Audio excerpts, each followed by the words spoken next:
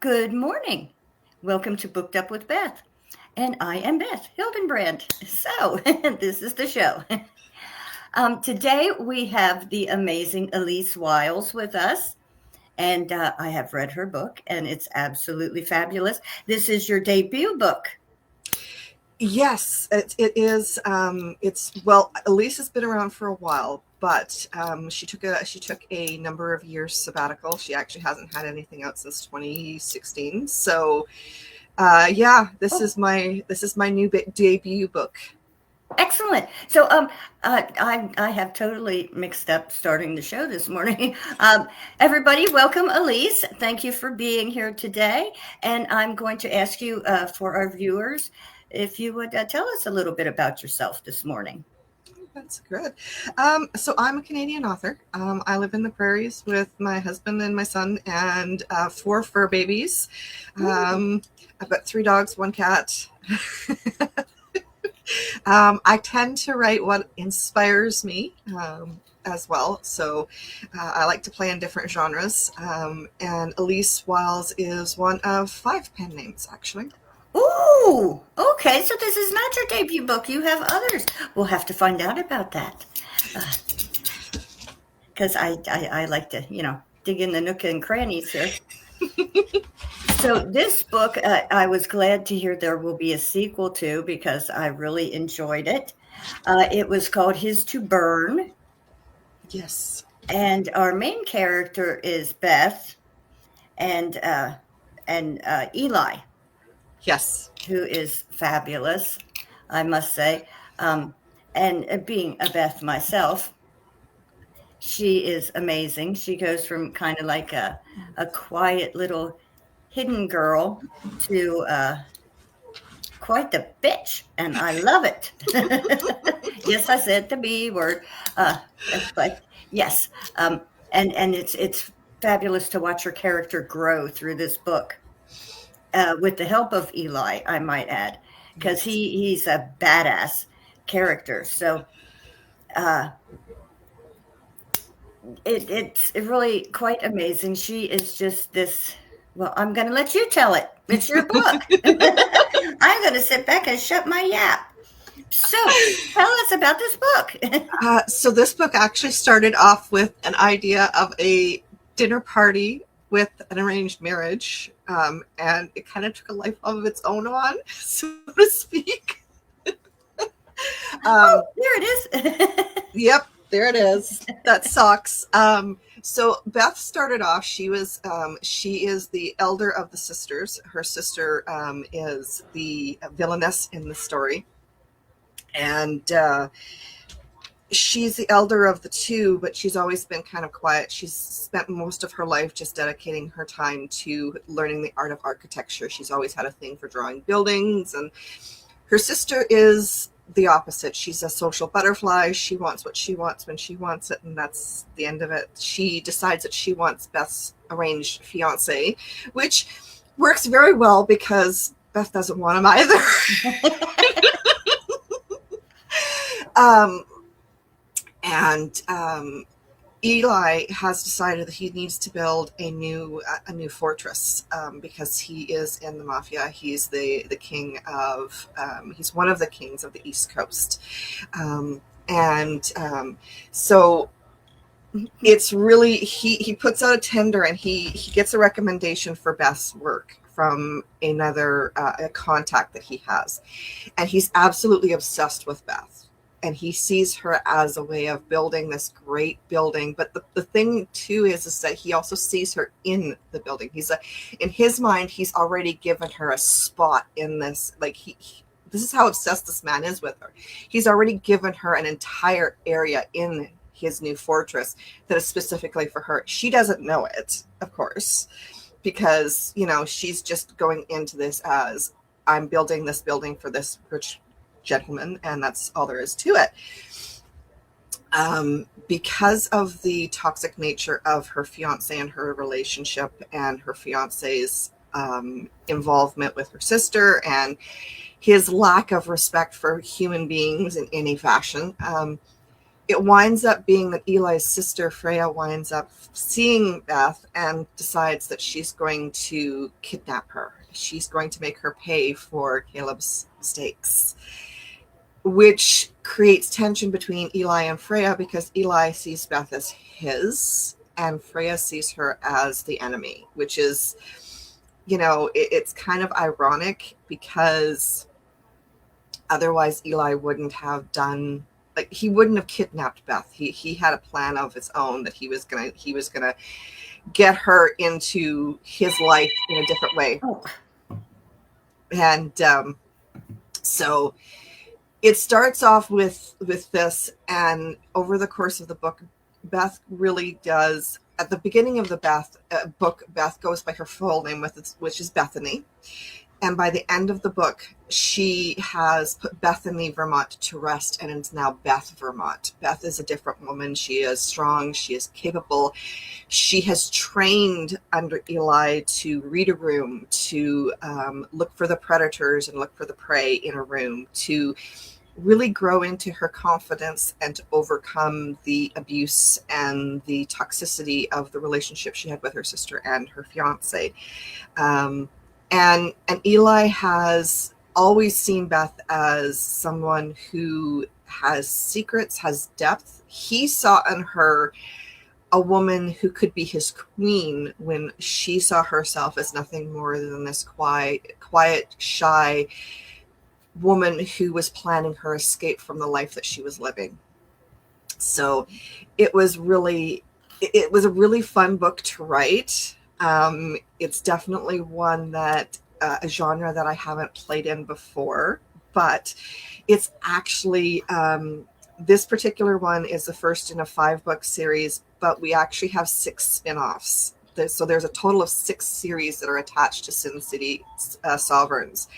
And basically what I've done is I've created a universe that takes care of the East Coast, the North Canada. So it's East Coast, Canada, West Coast, Southern states, and the interior of the United States. In each series in the universe has 5 books.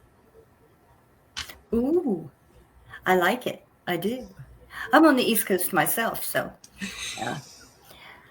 yes, it's she grows so much in this book, and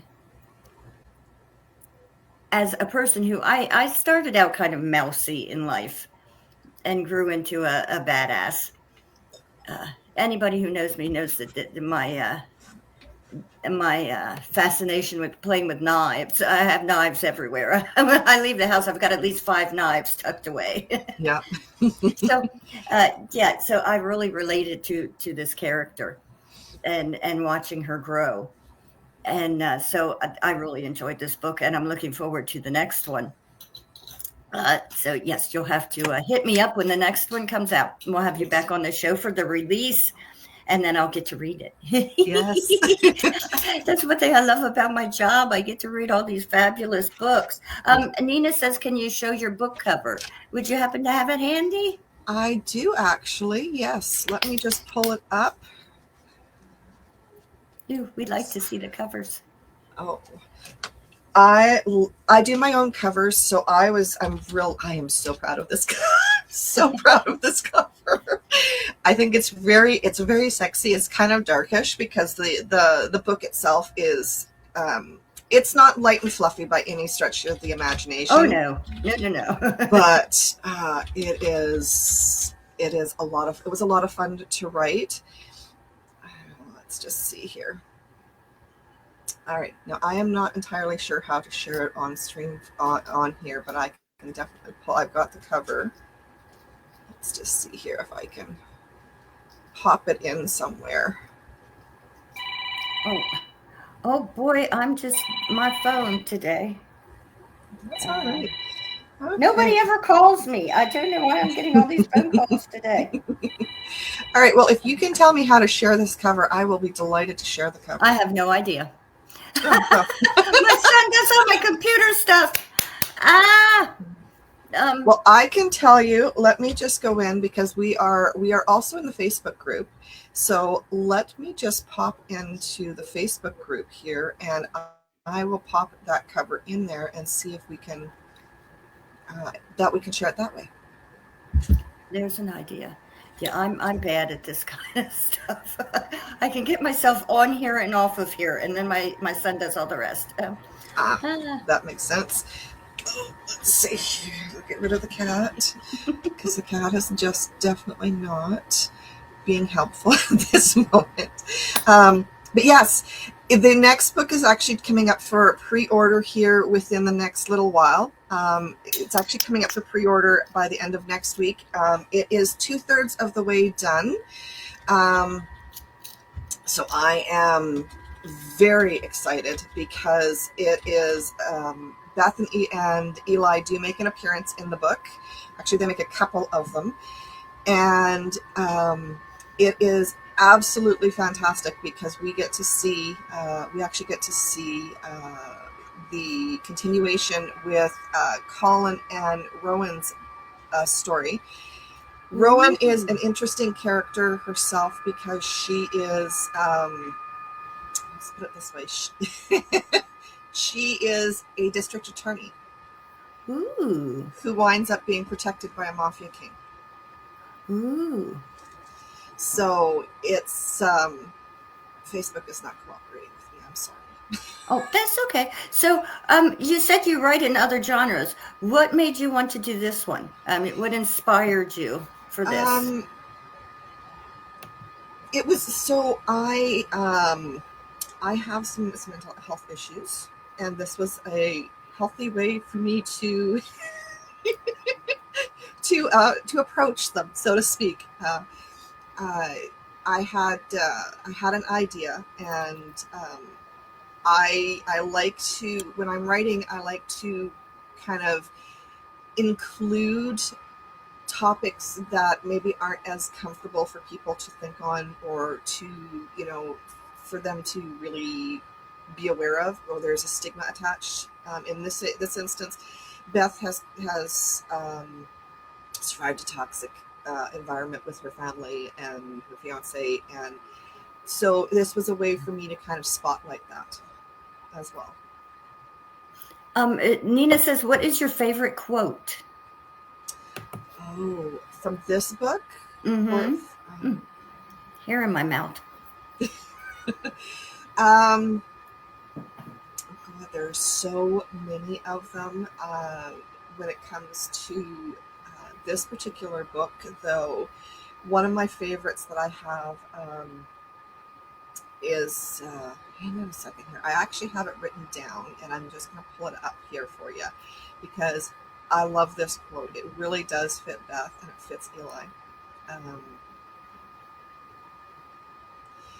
And it just kind of sticks in my brain a lot of the time. So just bear with me here a second. Because I have so many different quotes from this book that I really love. This book is probably one of my favorites that I have written, in the sense that it's a little different. It's a very good book. I really It is. enjoyed it. One of the one that I have, that it's like, so she's an architect, of course, and she comes in with her tablet to show him, and he's having a conversation with his sister, where it's not really a conversation. We'll call it a conversation, but he's laying down the law. And she comes in and she says, "I've completed the blueprints." Her best voice wavered. "I just came to deliver them so I could leave." Eli shook his head slowly. There would be no walking away. It's his way of saying, the blueprints were just an excuse, honey. You're not leaving. And it really does speak to their relationship and the story, and his obsession with her. It's not a dark obsession in that he wants to control her, or he wants to own her, in the sense of he sees her as a possession. He sees her as a reflection of himself, and in that sense, that's where that obsession comes in. What are you doing? I love how he, my hubby, I love how he is always just stop talking. Just stop. And people stop. Yeah. All he has to do is stop talking. Yep. He tells his people all the time, stop talking. I wish I had that power. I wish I could just look at people and say, stop talking. Yeah. He is a badass. He's definitely a king. Oh, He's definitely a king. absolutely. There is no question there. I mean, I'll be out somewhere and strangers will start talking to me, and I'll be like, "Who are you? And why are you speaking to me?" I'm such an introvert, and I wish I could just say, "Stop talking. I don't know you. Please go away."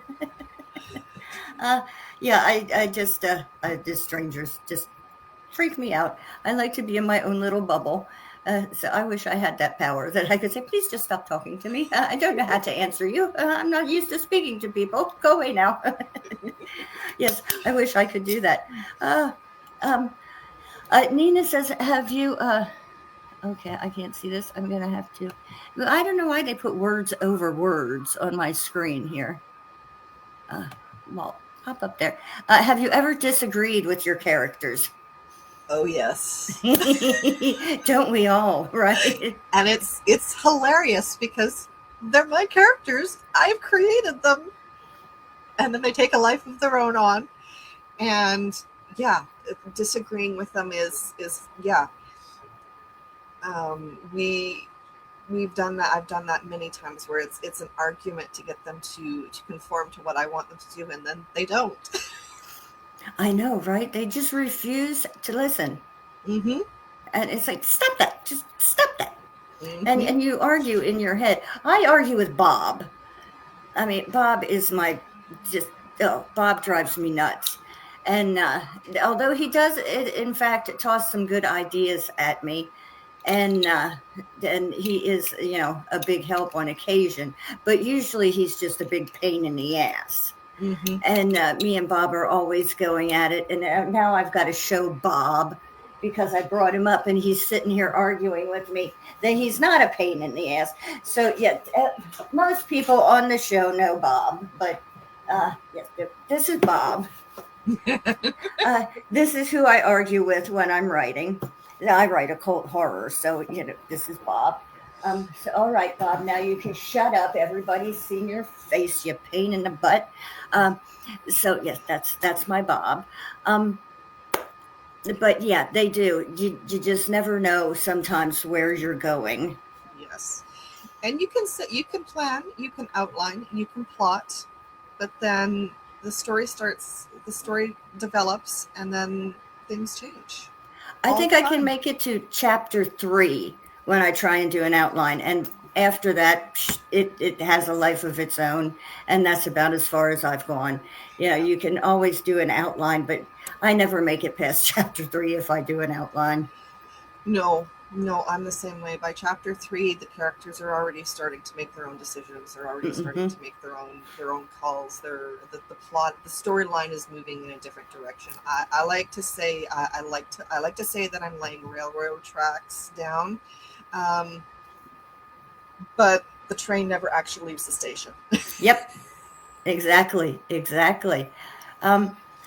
Which character in your book would you like to be? Oh gosh. I relate really well with Beth in a lot of ways, but I have to say probably Freya, because Freya is the sister, but she's actually getting her own book.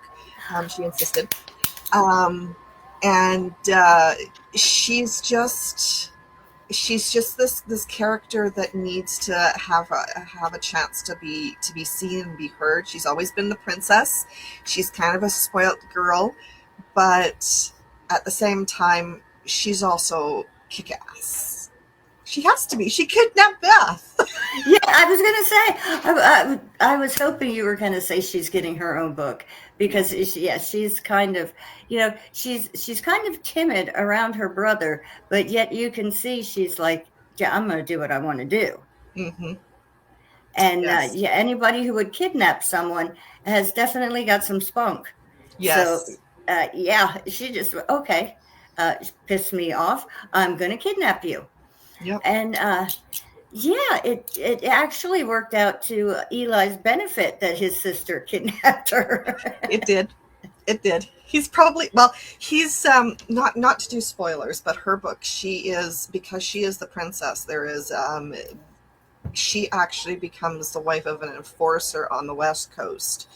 Um, be to claim the throne for that organization because their heir is not suitable. So Oh. yeah, so she's gonna get an upgrade here, and really it's really gonna show her personality and how much she's not that timid little mouse that we see around Eli. She's got her own agenda, and she's not afraid to step up to the plate and knock some heads together. Ooh, ooh, I'm looking forward to that. That sounds good. Absolutely. So, tell us about your other books. What genres are they? So with Elise Whyles, I do, of course, I do my mafia books, but I also write gothic paranormal. I'm actually doing a Kickstarter this year for uh, Bloodbound. It is a vampire romance. It's the first in a 5-book series. It's got a wide arc. It's all about a war in the vampire realm, and it has demons and it's got dragons. It's got some mythical creatures that I've actually created that are based on Chinese and Mongolian mythology.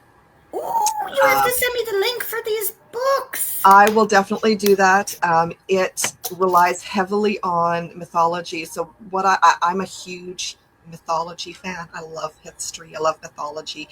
So what I did is I kind of took a bunch of different mythologies. Like I've got Celtic mythology, I've got Roman, I've got Greek, I've got Mongolian, I've got Chinese mythology, and I've kind of mishmashed them all together, and I put them into this and created this world of the vampires where there's dragons and there's demons and the demons and there's these beings, they're called mists, that are so the demons are the guides for the condemned souls, and the mists are the ones that take the souls to paradise.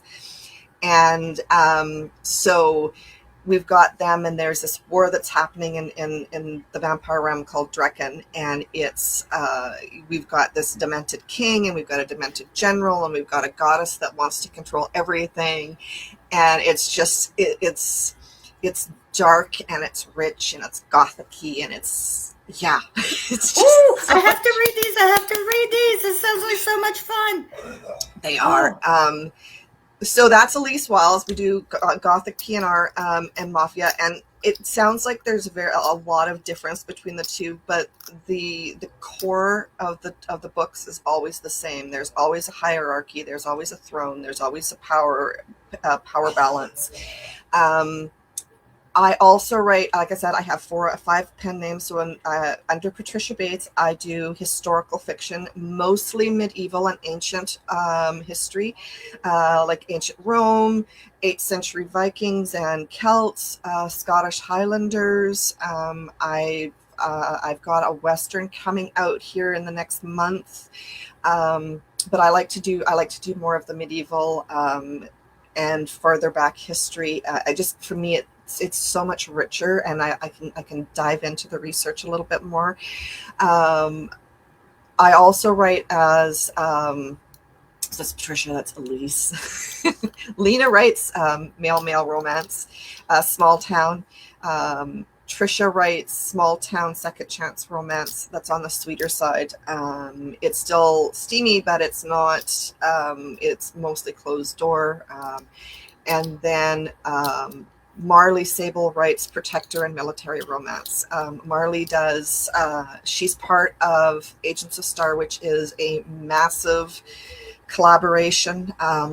There's 22 books in that series that she is part wow. of. She currently has 3 books out, and then she's got another 2 that are slated to come this year in Agents of Star, and then she's actually going to be doing a small town. It's called True North Rescuers, and it is a 5-book series that is featured.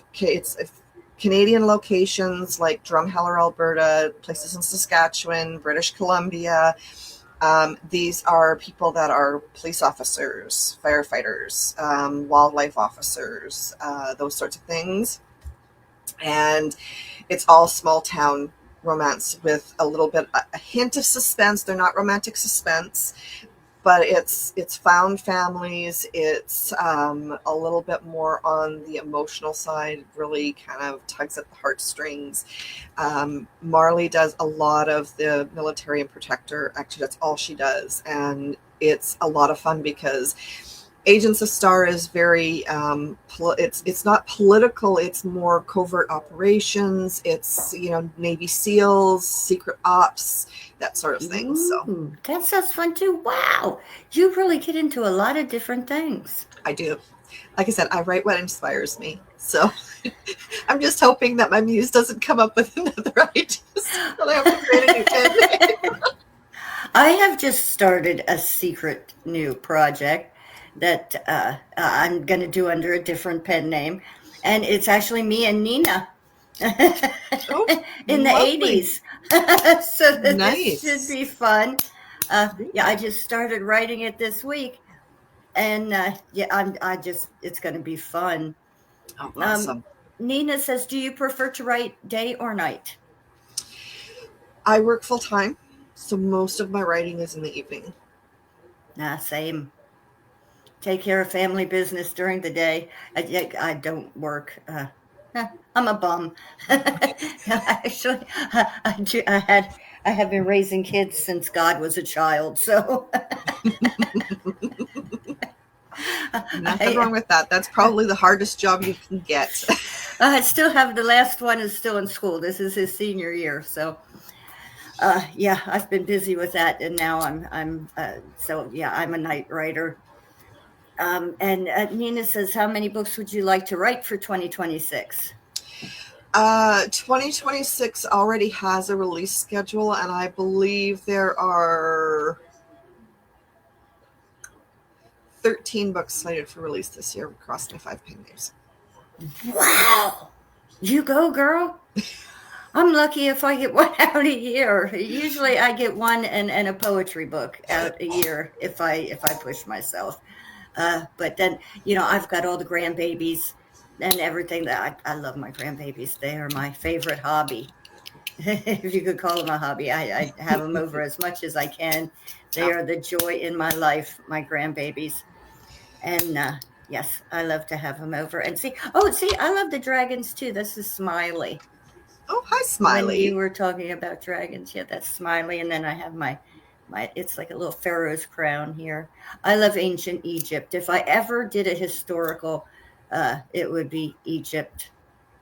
Egypt is really interesting, depending on the area. Well, across history, it's very interesting, but I have to say that there are some periods that are a little bit more interesting than others, just because of the deities that they have and how they go from multiple to one. And then they, how they go from multiple deities into Ra, and then how Ra is kind of splintered into the rest of them. It's very interesting. I haven't studied Egypt as much as I would like to. I've always wanted to do an ancient Egyptian romance, but I haven't.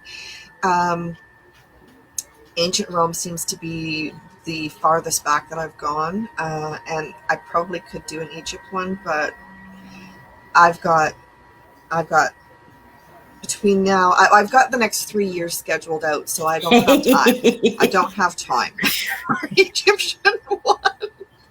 Well, I wish you well in all that writing. I'll tell you what. Wow, you are going to stay busy. Yes, And hopefully we will have you back to get updates on all these things.